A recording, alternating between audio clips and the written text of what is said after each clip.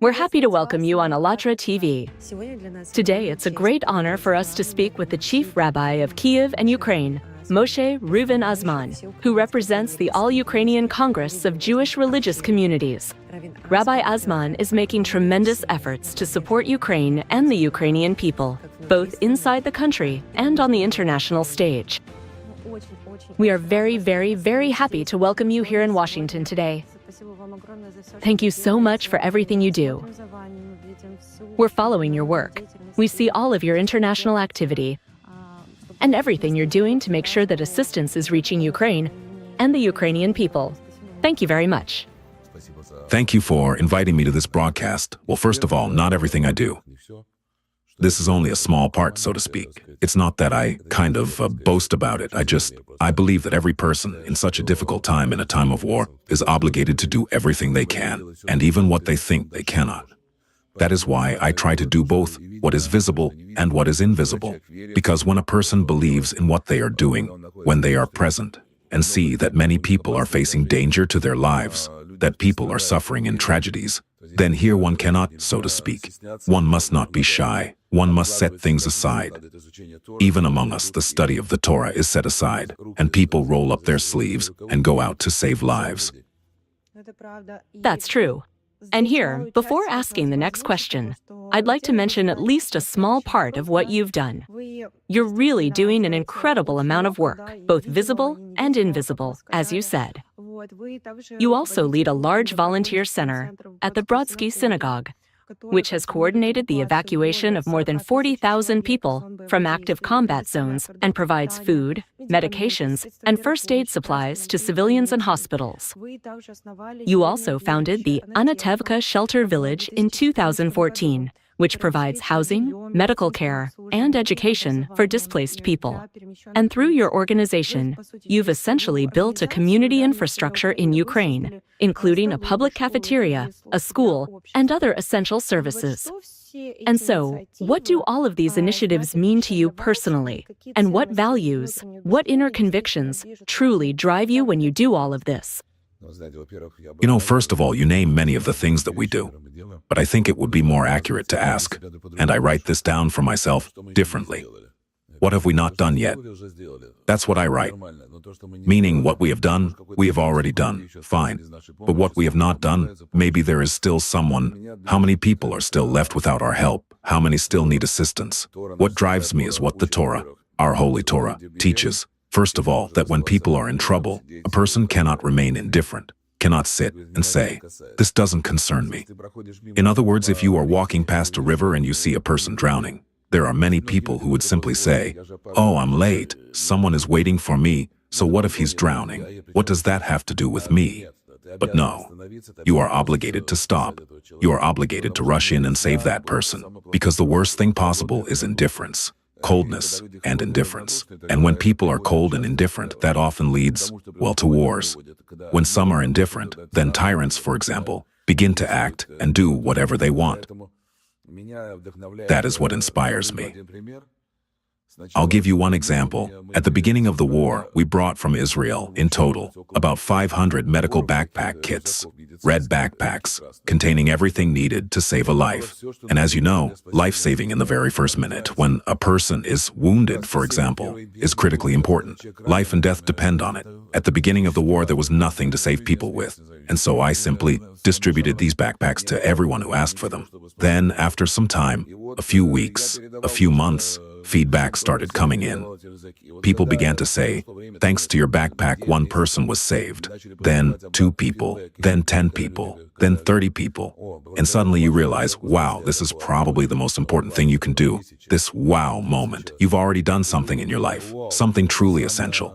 You know, people often compete over whose car is bigger or more expensive, whose house is better. And I say, let's compete instead in who has done more good and done it better. Sometimes people ask me, "Oh, is he doing PR?" No, I'm not doing PR. I don't need PR. It doesn't make my life better. So why do we share all of this publicly? To tell people, let's do better than I did. Odi, let's do more. Because there are so many people who need help that even you, And you, all of us together still won't manage to do everything. That's why we have done what we could. And we will continue to do more, and to do it better, and with higher quality. I believe it's true that this is the best kind of competition there can be. That's true. Over the years of your life's work, you have truly helped an enormous number of people in Ukraine. And is there some particular story that especially stayed with you? One that you encountered and that strongly influenced your view of the world overall? You know, there are many such stories, actually. I can't even single out one in particular. Since the beginning of the war, I have been under heavy shelling. At times, there was a real danger to life, and not only to my life. My grandchildren were there, for example. Children, grandchildren, and hundreds of refugees. Elderly people, women, children. And in moments like that, you completely rethink your life. When you realize that money, for example, suddenly no longer matters, that it's lost its value. To save a person, you can give any amount of money.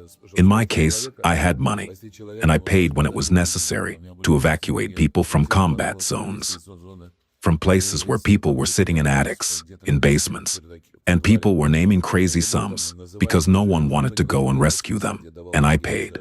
Because what is saving a human life, and what are pieces of paper?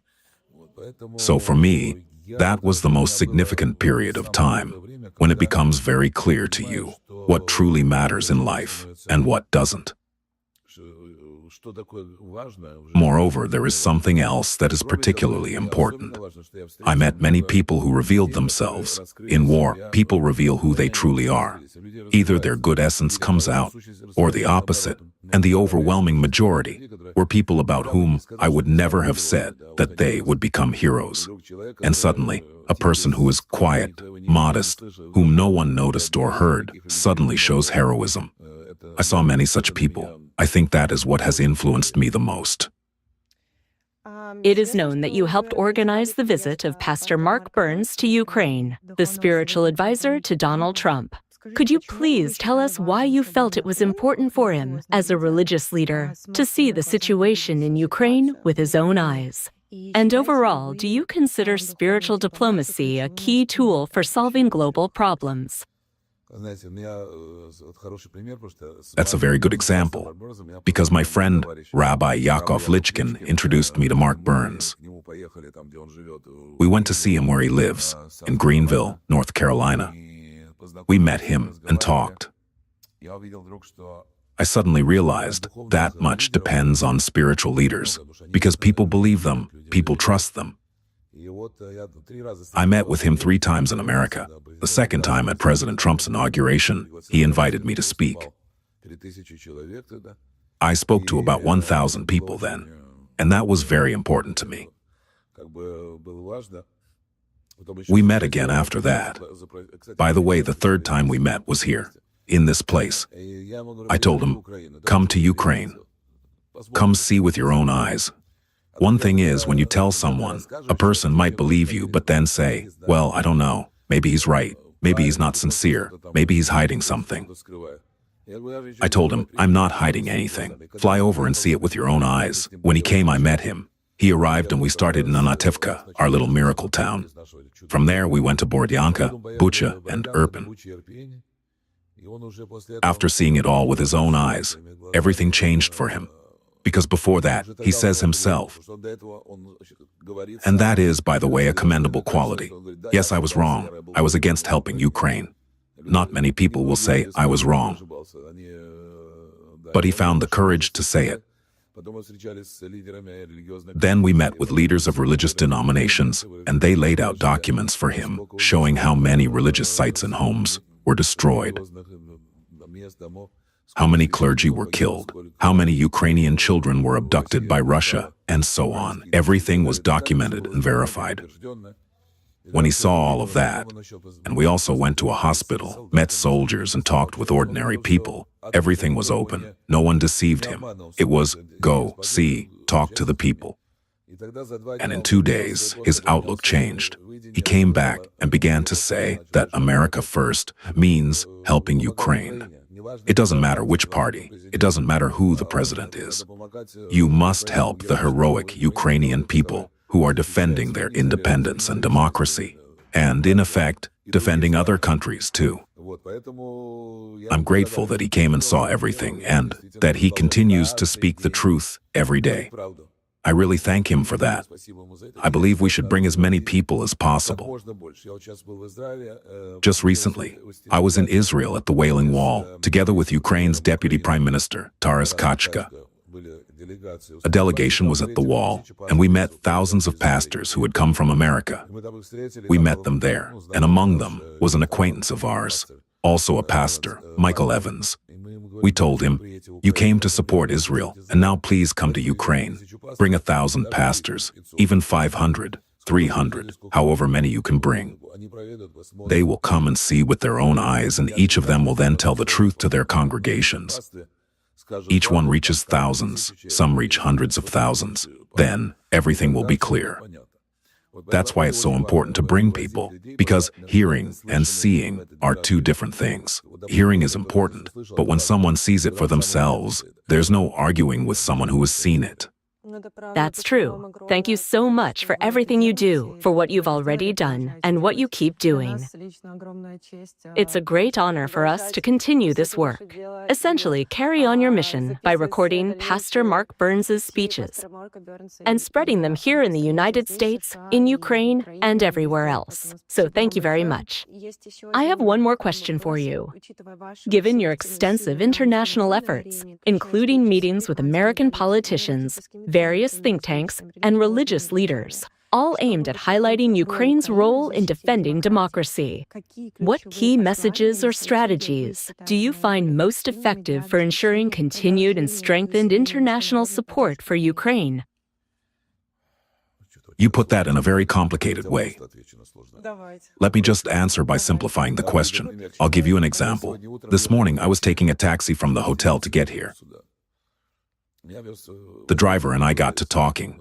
He was a very nice guy, originally from Ethiopia. He asked me, "Where are you from?" I said, "From Ukraine."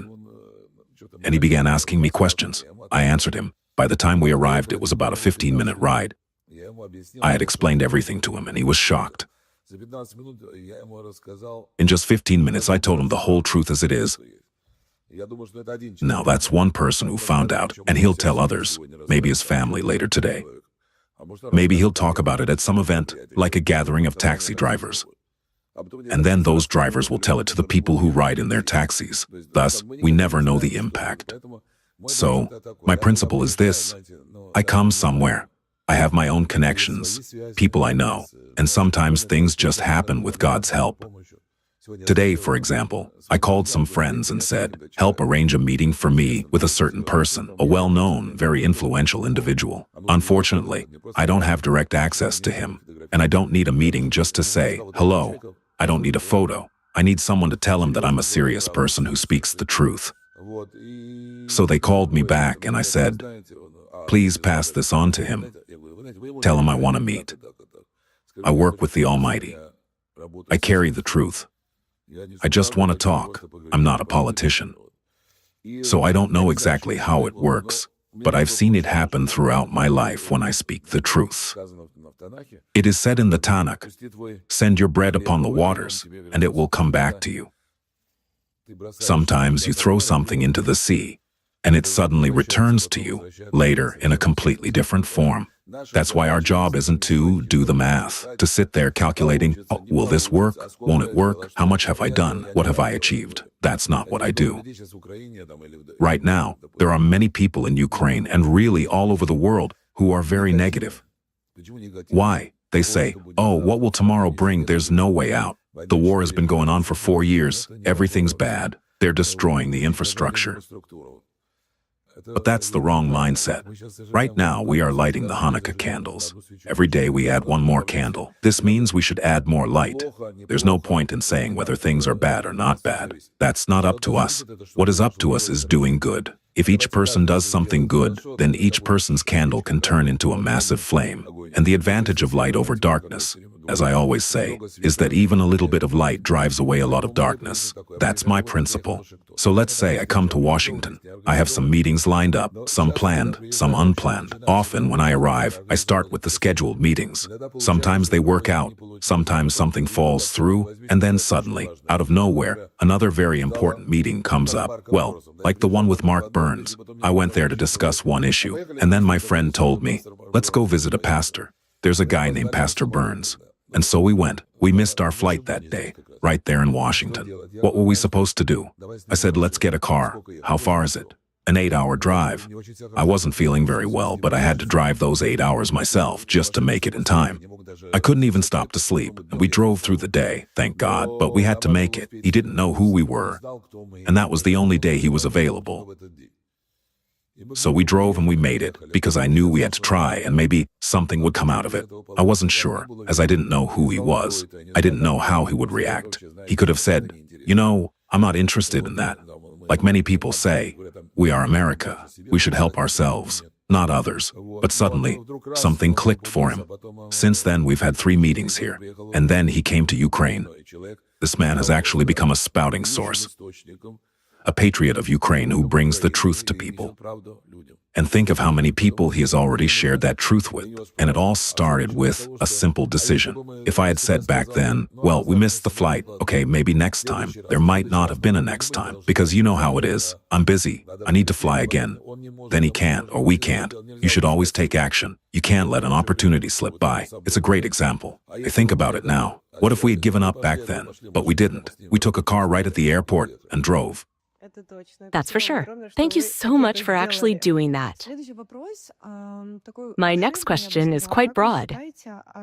In your opinion, what is it that unites all people, regardless of their religion, faith, race, or nationality? What do we all have in common? What values and aspirations are truly universal? We have a lot in common. We all share one great-great-great-grandfather, Adam, the first human. The world was created for the sake of one person, Adam. Then there was the great flood, and we have another common ancestor, Noah, who saved humanity from the flood when that generation had fallen into sin and drowned. The Almighty God has given humanity many chances to save itself. Then we had our forefather Abraham, who also carried the faith in one God when no one else believed. At that time, everyone worshipped idols. He was the one who was against it. By the way, do you know why he was called a Hebrew? Because the whole world was on one side of the river. And I don't just mean a physical river, but a philosophical one. The whole world followed idols. And Abraham said, no. The word Hebrew, Ifri, comes from ever, meaning the one from the other side. The one who stood against the whole world and refused to follow evil. And then he began spreading this truth to all people. Later, other religions emerged and accepted God, each with its own interpretations. But there is only one God, the one who created this world. And the main thing that unites all religions, what religion should be, is that it must bring light, and it must bring goodness to people. Because when religion brings evil or darkness, in most cases, it means people have distorted it for themselves to gain something from it. Leverage. Yes, using religion for personal gain or for the goals of some group. In reality, as I said, our forefather Abraham, the founder of our religion, how did he start?